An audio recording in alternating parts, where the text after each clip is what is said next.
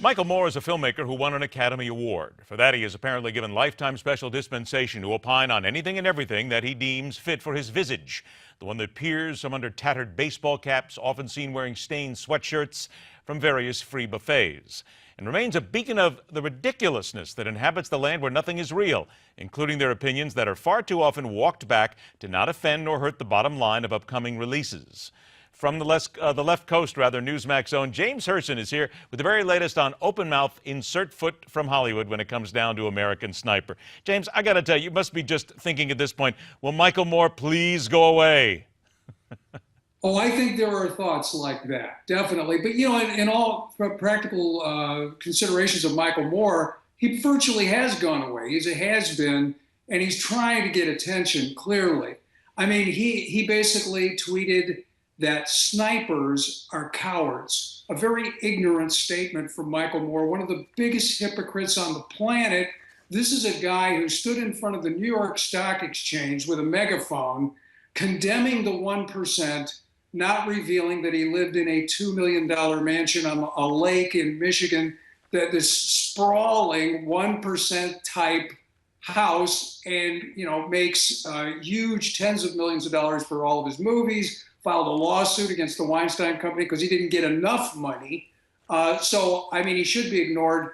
But that statement about snipers being cowards, across this nation, we have law enforcement professionals. They're in SWAT teams. They save lives every day in the law enforcement world, not to mention, of course. And then when he backtracked, Ed, he claims, well, I wasn't talking about the movie American Sniper. And of course he was, because the tweet comes out right after American Sniper. Any fool knows exactly what he was talking about.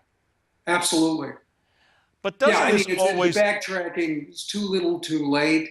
And of course, this has been like a celebrity war now. Seth Rogen made a silly statement and he backtracked, but now people like Blake Shelton and Rob Lowe have come in defending the military, because that's what this is about, your attitude towards the military. Clint Eastwood respects them. He did not make a pro-war film, but he showed respect for the military, which we all should. And Hollywood doesn't understand that generally. That's why this box office took them by surprise. That's why the nominations of the Academy took them by surprise, because they don't understand the values of what is called flyover country.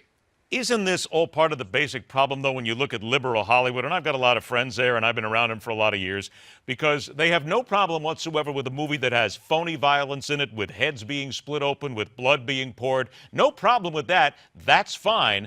But go ahead and show a story based on a true story about somebody who tried to do the right thing and was very emotional. It once again shows that liberal Hollywood simply cannot decide what they want their object to be, what they want their fight to be, right? Well, inconsistency is the hallmark of liberal thinking. There's a cognitive dissonance in Hollywood. And you pointed out, they'll put out these torture porn films, and they'll condemn other films for lack of diversity and multiculturalism and things like that. So, and it's an insular bubble. They only talk to each other. They only go to parties with each other. So, when a rare situation like this occurs, where a film gets made championed by Bradley Cooper, you got to give him a lot of credit for that. Mm-hmm. The original director, Ed, for this film was Steven Spielberg, and he walked away from this movie, which has turned out to be the biggest of Clint Eastwood's career. There were budget discussions with Warner Brothers.